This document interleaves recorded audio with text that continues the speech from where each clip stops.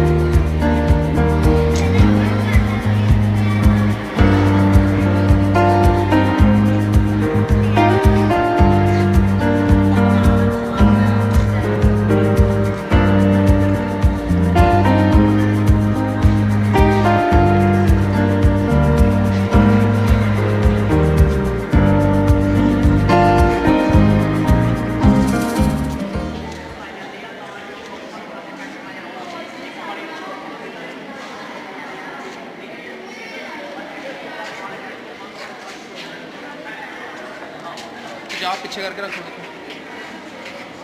पैर बचेगा क्या?